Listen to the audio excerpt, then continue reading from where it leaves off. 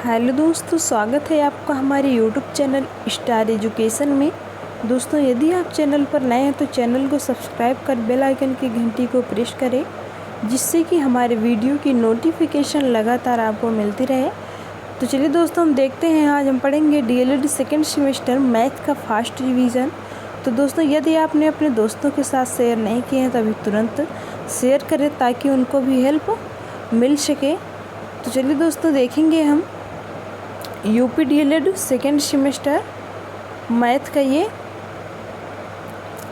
Fast revision है। तो चलिए इसमें देखते हैं। पहला है इसमें अभाज्य संख्या। अभाज्य संख्या देखेंगे। अभाज्य संख्या वो संख्या होती है, चलिए देखते हैं, जो एक और स्वयं से कटे। यानी अभाज्य संख्या वो संख्या होती है जो एक और स्वयं से कटे, अभाज्य संख्या कहलाती है। और आपको बता दें कि सबसे छोटी जो अभाज्य संख्या होती है वो हमारी 2 होती है। यानी जो 2 है वो सबसे छोटी अभाज्य संख्या है। उसके बाद देखेंगे हम भाज्य संख्या। भाज्य संख्या हमारी जो एक और स्वयं यानी एक और स्वयं के अतिरिक्त अन्य किसी संख्या से कटे, वो हमारा भाज्य संख्या कहलाता है। यानी एक और स्वयं से और उसके अतिरिक्त जो अन्य संख्या से कटे, जैसे 4 है हमारा तो ये 1 से भी कट जाएगा, 2 से भी और 4 से भी कट जाएगा। आपको बता दें कि जो सबसे छोटी अभाज्य संख्या होती है वो हमारी 4 होती है। यानी सबसे छोटी अभाज्य संख्या 4 होती है। हम उदाहरण लिए हैं कुछ क्वेश्चन, मतलब किस टाइप से आपके पेपर में आते हैं। तो चलिए देखते हैं। उदाहरण है 36, 24, 20 का लाशा ज्ञात कीजिए, यानी लघुत्तम समापवर्तक ज्ञात कीजिए। तो इसको हमने सॉल्व किया है और हमारा राइट आंसर 360 है। आप इसे सॉल्व कर सकते हैं अपनी कॉपी पे। दोस्तों, इस सवाल को हम इसलिए नहीं डिटेल में बता रहे हैं कि ये आपका फास्ट रिवीजन है, वीडियो बहुत लंबा हो जाएगा। तो आप देख सकते हैं किस तरह ये कटा है। उसके बाद जो हमारा आंसर आया है, यानी एलसीएम जो आया है वो हमारा 360 आया है। चलिए आगे देखते हैं। अगला है हमारा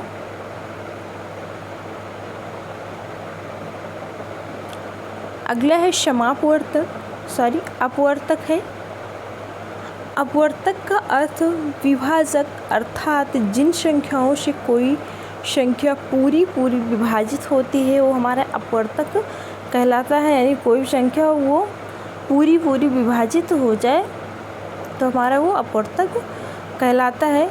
एग्ज़ाम्पल देखेंगे, जैसे 12 का अपवर्तक है 1, 2, 3, 4, 6 और 12। तो ये है 12 का अपवर्तक है। दोस्तों, इसे आप अपनी कॉपी में नोट्स करते चलिएगा। चलिए आगे देखते हैं। ये नोट कर लीजिएगा अपनी कॉपी में।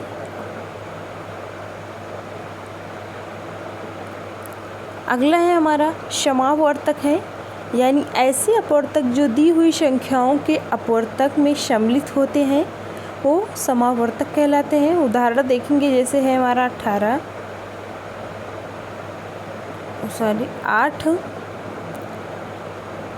तो इसका जो समापवर्तक हो जाएगा 1, 2, 4 और 8 हो जाएगा। इसी प्रकार से 12 है हमारा 1, 2, 3, 4, 6, 12।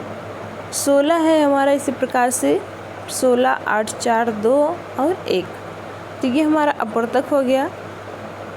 अब चलिए क्वेश्चन की तरफ चलते हैं। क्वेश्चन है हमारा 156, 221, 364 का माशा ज्ञात कीजिए भाग विधि से। तो इसे ज्ञात करने के लिए दोस्तों सबसे पहले जो छोटी संख्या है, यानी इन तीनों में से जो छोटी संख्या है उसे हम यहाँ पे लिख देंगे। उसके बाद जो इससे बड़ी है उसे हम यहाँ पे लिखेंगे।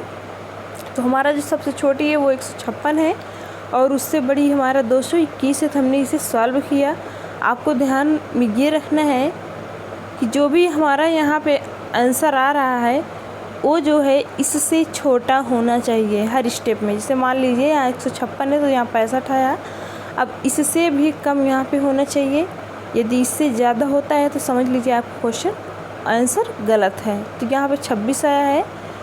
उसके बाद जब ये कट जाएगा तो जो मान लीजिए आपको यहाँ 13 आया है ये, तो हम इसे और इस वाली संख्या को यानी 364 जो है उसमें हम भाग करेंगे 364 में। तो देख लीजिए आप यहाँ पे हमने इसे भाग किया तो हमारा राइट आंसर 13 आ गया। देख सकते हैं इसमें राइट आंसर जो है वो हमारा 13 आया है इसमें यहाँ पे। चलिए अगला क्वेश्चन देखते हैं। अगला आपको पढ़ना है डीएलएड सेकेंड सेमेस्टर में बोडोमास पढ़ना है। इसके आधार पर बहुत सारे क्वेश्चन पूछे जाते हैं आपके। तो वो बोडोमास का जो फुल फॉर्म होता है उसे हम आपको बता दें। ये होता है वेरिकुलम यानी रेखा, विषय हमारा इसे बार ब्रैकेट्स कहते हैं, जो कि इस मान लीजिए कोई क्वेश्चन है, मान लीजिए आपको 8+1 दिया हुआ है तो उसके ऊपर ऐसी जो रेखा खींची हुई होती है वो हमारी रेखा हुई होती है। यानी इसका मतलब ये होता है कि हमें सबसे पहले इसे ही सॉल्व करना है। उसके बाद वी देखेंगे। हमारा वी का मतलब होता है कोष्ठक यानी ब्रैकेट, आपका छोटा ब्रैकेट, मझला ब्रैकेट और बड़ा ब्रैकेट। उसके बाद आता है ओ आपका, इसका मतलब का के की होता है यानी ऑफ होता है। उसके बाद देखेंगे हम डी यानी भाग यानी डिवीज़न होता है, जिसका चिन्ह कुछ इस तरह से दिखता है। उसके बाद हम देखेंगे यम यानी मल्टीप्लिकेशन, तो जिसे हम गुणा कहते हैं। आप उसका चिन्ह यहाँ पे देख सकते हैं। ऐड यानी जोड़, एडिशन जिसे हम जोड़ना कहते हैं, तो उसका चिन्ह कुछ इस तरह से होता है। उसके बाद आता है हमारा यस यानी घटाना, सब्ट्रैक्शन, जिसका चिन्ह कुछ इस तरीके से दिखता है। तो दोस्तों यदि अभी तक आपने इसे अपनी कॉपी में नहीं लिखे हैं तो नोट्स बना लीजिए डीएलएड सेकेंड सेमेस्टर का और पढ़िए। तो चलिए इसमें देखते हैं हम अगला क्वेश्चन लिए हैं हमने। जो ब्रैकेट्स है वो यहाँ पे है, आप वो रेखा जो थी वो आप यहाँ पे देख सकते हैं, यानी 8-1 के ऊपर जो रेखा खींची हुई है। इसका मतलब ये हुआ कि हमें सबसे पहले इसे ही सॉल्व करना है। तो आप क्वेश्चन देख सकते हैं।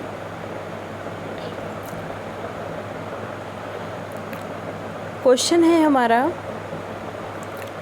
112 - 121।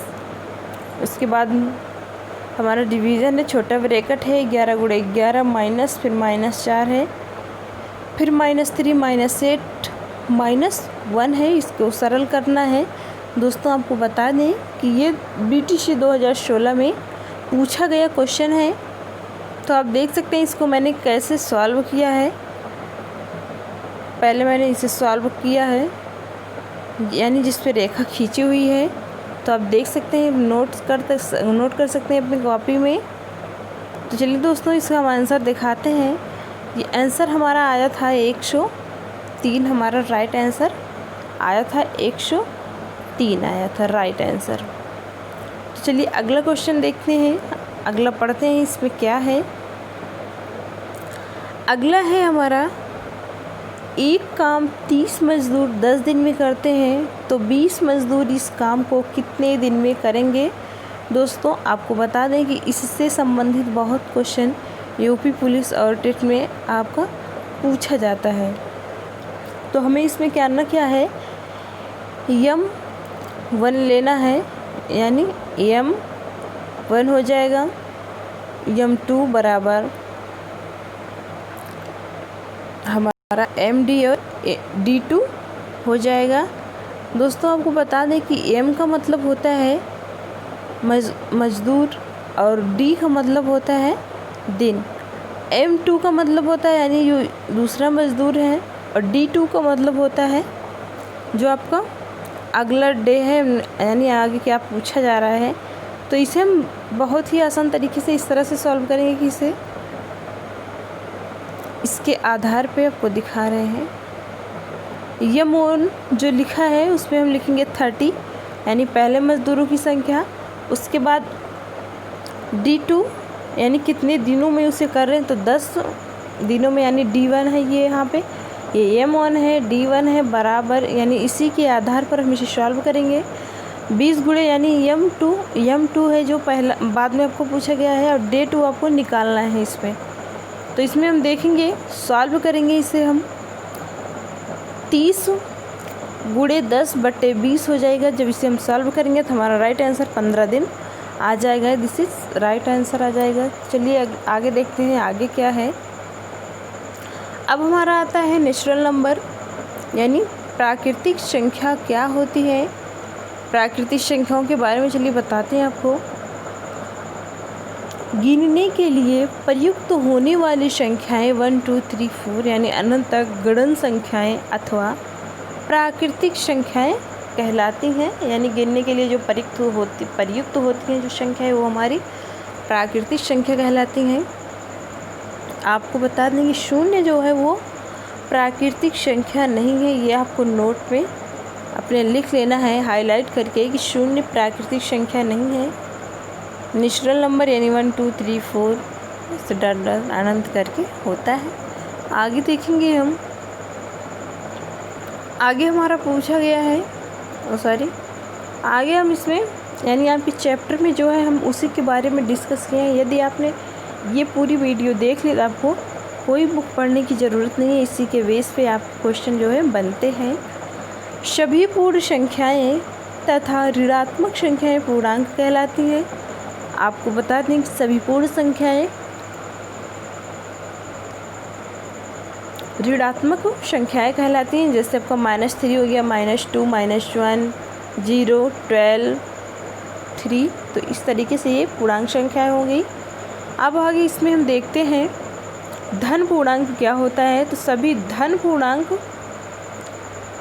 यानी सभी जो प्राकृतिक संख्याएं हमारी होती हैं वो धन पूर्णांक कहलाती हैं। जैसे 1 2 3 4 ऐसे करके अनंत तक आपके आती है। चलिए आगे देखते हैं आगे क्या है। अब हमारा आगे आता है ऋण पूर्णांक, यानी ऋण पूर्णांक किसे कहते हैं। तो सभी ऋणात्मक संख्याएं ऋण पूर्णांक कहलाती हैं। एक बात आपको इसमें बता दें, इसे आप हाईलाइट करके लिख लीजिएगा कि शून्य ना तो धन पूर्णांक है और ना ऋण पूर्णांक है। अब आगे देखेंगे हम समवर्ग नियम देखेंगे, जिसे योग का नियम भी कहा जाता है। इसमें आपको ये ध्यान में रखना है कि 2 + 2 3, यानी जो 2 जो है वो आपकी पूर्ण संख्या है, और उसमें जो हम ऐड कर रहे हैं वो भी पूर्ण संख्या है। तो इन दोनों को यदि हम जोड़ के जो हमारा 5 प्राप्त होगा, आपको ये ध्यान में रखना है कि वो भी हमारा पूर्ण संख्या ही होगा। आगे देखेंगे हम क्रम विनिमय नियम, यानी क्रम विनिमय नियम। इसमें देखेंगे जैसे 3 + 4 है, तो यदि हम 3 + 4 को जब ऐड करेंगे तो हमारा 7 आएगा। उसी तरीके से यदि हम इधर देखें तो यदि हम 3/4 करके 7 ला दें, या 4 यहाँ पे प्लस रहेगा, 4 + 3 करके हम राइट आंसर ला देंगे। तो ये होता है क्रम विनिमय का नियम होता है। चाहे हम इस तरीके से जोड़ें चाहे इस तरीके से जोड़ें, हमारा जो आंसर आता है वो सेम ही आता है। आगे देखेंगे हम सहचर्य नियम। दोस्तों आपको सहचर्य नियम में बता दें कि सहचर्य नियम में जैसे मान लीजिए 3 + 5 है, फिर +8 है आपका। इधर आप देख सकते हैं कि 3 जो है वो बाहर है ब्रैकेट की, इसमें 5 + 8 है। तो यदि हम तीनों को जब ऐड करेंगे तो हमारा राइट आंसर उतना ही आएगा जितना कि इधर आएगा। तो ये होता है सहचर्य नियम होता है। आगे देखेंगे हम, आगे है हमारा योज्य तत्समक अवयव। किसी भी पूर्ण संख्या में यदि शून्य को जोड़ा जाता है तो वही संख्या रहती है। मान लीजिए 0 में आप 1 से गुणा करा रहे हैं तो आपकी वही संख्या आ जाएगी। जैसे यहाँ पे a+ 1 मिनट जैसे मान लीजिए आपको a प्लस 0 है तो हमारा राइट आंसर a ही आएगा, यानी वही संख्या प्राप्त हो जाती है। अगला क्वेश्चन है, आगे है हमारा, ये BTC 2016 में पूछा गया था। सबसे छोटी पूर्ण संख्या हमारी क्या होती है? तो दोस्तों सबसे छोटी पूर्ण संख्या वो हमारी 0 होती है। मैंने अभी पहले बताया था, यहाँ हमने इसलिए इसको ले लिया है क्योंकि ये BTC 2016 में आया हुआ था ये क्वेश्चन। आगे देखेंगे हम, योगात्मक प्रतिलोम है हमारा। तो योगात्मक प्रतिलोम जो होता है वो किसी भी परिमेय संख्या का योगात्मक प्रतिलोम वही संख्या होती है, किंतु विपरीत चिन्ह की होती है। जैसे मान लीजिए यहाँ पे है a प्लस है आपका, ब्रैकेट में जो है a माइनस है, a प्लस आपका यहाँ आगे है और ये जो यहाँ पे a प्लस लगा है ये पीछे है। तो ये होता है हमारा योगात्मक प्रतिलोम नियम। आपको बता दें कि a का प्रतिलोम जो होता है, a का जो योगात्मक प्रतिलोम होता है वो हमारा a ही होता है। आगे देखेंगे, गुणात्मक प्रतिलोम है, किसी भी संख्या यानी किसी भी परिमेय संख्या का गुणात्मक प्रतिलोम उस संख्या का व्युत्क्रम होता है। जैसे मान लीजिए a.1 बाई ये है आपका, फिर बराबर है 1, फिर बराबर है 1, ये यानी ये भी आपका इधर पहले लगा है और यहाँ पे ये आपका आके बाद में लग गया है। तो गुणात्मक प्रतिलोम में जो है वो 0 का गुणात्मक प्रतिलोम नहीं होता है। ये आपको ध्यान में रखना है कि 0 का कोई गुणात्मक प्रतिलोम नहीं होता है। आगे देखेंगे हम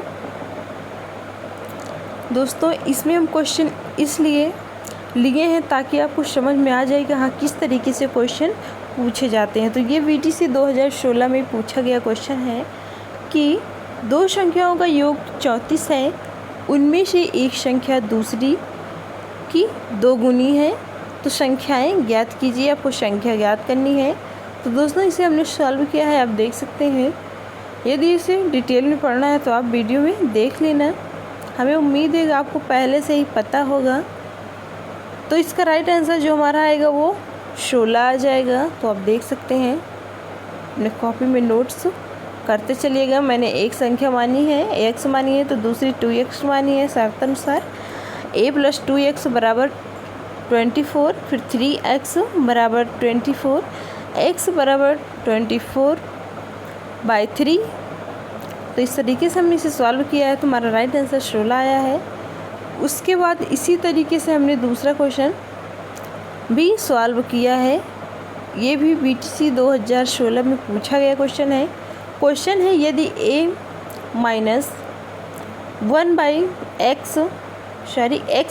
1/x बराबर 3/2, तो x2 प्लस 1/x2 का मान ज्ञात करना है इसमें आपको। तो दोस्तों इसे हमने सॉल्व किया है, आप देख सकते हैं बहुत ही आसान तरीके से। और जो हमारा राइट आंसर आया है वो आया है 17/4। 17/ आपका 4 राइट आंसर आया है। आगे देखेंगे हम दोस्तों, इसमें हम कुछ सूत्र लिए हैं, यानी जिसके बेस पे आपके सारे क्वेश्चन जो है सॉल्व होते हैं। तो ये आपको ज़रूर याद रखना है, फार्मूलों को आपको याद में रखना है। पहला फार्मूला है हमारा, त्रिभुज का क्षेत्रफल बराबर 1/2 गुणे आधार गुणे ऊंचाई। तो इसको आधार गुणे ऊंचाई वाले जो क्वेश्चन होते हैं उसमें इस सूत्र को लगा के हम सॉल्व करते हैं। दूसरा हमारा फार्मूला है, समकोण त्रिभुज का क्षेत्रफल बराबर 1/2 गुणे आधार गुणे ऊंचाई। अगला है त्रिभुज का अर्ध परिमाप, यानी a plus b plus c बटे आपका 2 हो जाएगा। उसके बाद हम इसमें देखेंगे विषम बाहु का क्षेत्रफल देखेंगे। तो ये हमारा है S minus C, S minus B, S minus C. आप देख सकते हैं इसमें हमने किस तरीके से इसे लिखा है अंडर रूट करके। उसके बाद है समबाहु त्रिभुज का क्षेत्रफल बराबर 3/4 हो जाएगा, यानी भुजा स्क्वायर हम देखेंगे समद्विबाहु त्रिभुज, तो इसका क्षेत्रफल जो होता है वो होता है 1/2 ए, फिर AB² माइनस A²। यहाँ पे आपको ध्यान में रखना है कि यहाँ B समान भुजा की लंबाई और A असमान भुजा की लंबाई है, यानी यहाँ पे आपको मानना पड़ेगा कि A समान भुजा की लंबाई है, B भुजा की लंबाई है और A असमान भुजा की लंबाई है। उसके बाद देखेंगे 7 नंबर है हमारा समकोण समद्विबाहु त्रिभुज का क्षेत्रफल, तो 1/2 A², यहाँ A समकोण बनाने वाली भुजा है। आगे देखेंगे हम, आगे है हमारा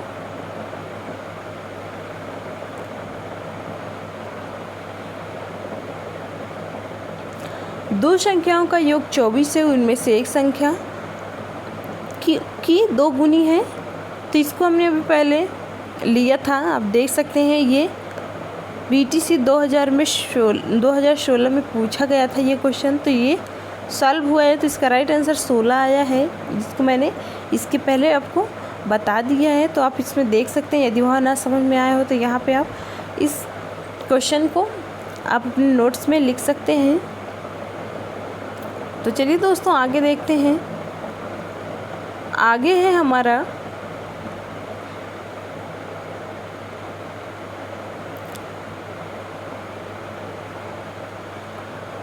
एक कक्ष की लंबाई 11 मीटर, चौड़ाई 8 मीटर और ऊंचाई 5 मीटर है। तो कक्ष की चारों दीवारों का क्षेत्रफल आपको ज्ञात करना है। तो दोस्तों ये हमने क्षेत्रफल यहाँ पे आपको निकाला है। ये जो 11 मीटर जो आपकी लंबाई है वो हमने A मान लिया है, प्लस आपका जो 8 मीटर है वो चौड़ाई है, गुणे आपका जो ऊंचाई जो इस तरह दी गई है, यानी जो ऊंचाई दी गई H का मतलब ऊंचाई होता है, तो हमारा वो है 5 मीटर। तो इसी के आधार पे हमने इसे सॉल्व किया है, आप देख सकते हैं दूसरे स्टेप में इसमें। और जो हमारा राइट आंसर आया है उसके बाद आया है 190 हमारा राइट आंसर आया है। तो दोस्तों ये आप सॉल्व करिएगा अपने कॉपी में, जो नोट्स DLED सेकेंड सेमेस्टर का बनाए हैं। दोस्तों यदि आपने DLED सेकेंड सेमेस्टर की अभी तक नोट्स नहीं बनाई है तो आप नोट्स बना सकते हैं और हर सब्जेक्ट का उसमें जो फास्ट रिवीजन है वो लिख सकते हैं। तो दोस्तों यदि और भी सब्जेक्ट का आपको फास्ट रिवीजन चाहिए तो आप हमें कमेंट में ज़रूर बताएं। और हमने हिंदी सोशल साइंस का फास्ट रिवीजन करा दिया है, आप प्लेलिस्ट में जाके देख सकते हैं। देखकर अपने बढ़िया नंबर DLED सेकेंड सेमेस्टर में आप ला सकते हैं। दोस्तों नोट्स ज़रूर बनाते चलिएगा। आगे है हमारा एक आयताकार मैदान 0.5 हेक्टेयर है। यदि इस मैदान की एक भुजा 125 मीटर हो तो दूसरी भुजा ज्ञात कीजिए। ये भी आपका BTC 2016 में पूछा गया क्वेश्चन है। तो दोस्तों 0.5 हेक्टेयर का मतलब आपका होता है आधा हेक्टेयर। तो 1 हेक्टेयर में, यानी आपको बता दें यहाँ पे 1 हेक्टेयर में जो होता है वो 10,000 वर्ग मीटर होता है। तो यहाँ पे आधा हेक्टेयर पूछा है, तो यहाँ पे हमारा हो जाएगा 5,000। यदि एक हेक्टेयर यहाँ पूछा होता तो हम 10,000 वर्ग मीटर लिखते, लेकिन यहाँ पे 0.5 हेक्टेयर पूछा है तो इसीलिए हम लिखेंगे 5,000 वर्ग मीटर। तो दोस्तों वर्ग मीटर आप लगाना ना भूलें। इसमें देख सकते हैं मैंने किस तरह से इसे सॉल्व किया है। 0.5 हेक्टेयर बराबर 5,000 वर्ग मीटर। फिर से क्षेत्रफल जो है भुजा गुणे भुजा। उसके बाद है 5,000 हमने यहाँ पे लिखा है। उसके बाद 125 गुणे भुजा, फिर भुजा बराबर 5,000 बटे में आपका 125 आया। और जब हमने इसे सॉल्व किया है तो हमारा राइट आंसर जो है वो 40 मीटर आया है। तो दोस्तों जो आंसर आता है आपको, यदि 40 मीटर में हो या सेंटीमीटर में हो, वर्ग मीटर में हो, तो ये आप लास्ट में लिखना ना भूलें, क्योंकि इसी से जो है क्वेश्चन ये जो नंबर होते हैं हमारे कट जाते हैं लास्ट में। यदि वर्ग में पूछा है तो ये सब वर्ग सेंटीमीटर ज़रूर लगाइएगा। तो दोस्तों ये था DLED सेकेंड सेमेस्टर का फास्ट रिवीजन था, जो मैंने आपको मैथ का सॉल्व कराया। यानी फास्ट रिवीजन में क्या क्या आते हैं, किस तरह से क्वेश्चन पूछे जाते हैं, वो सब हमने इसमें एडजस्ट किया है। तो दोस्तों हमें उम्मीद है कि आप नोट्स बनाए होंगे, अपनी कॉपी में लिखे होंगे। और आपको यदि ये वीडियो पसंद आई हो तो वीडियो को लाइक करें, शेयर करें और कमेंट में हमें बताएं कि आपको कौन कौन से सब्जेक्ट का जो है फास्ट रिवीजन चाहिए। तो चलिए दोस्तों, मिलते हैं आपको अगले वीडियो में। तब तक के लिए जय हिंद, जय भारत।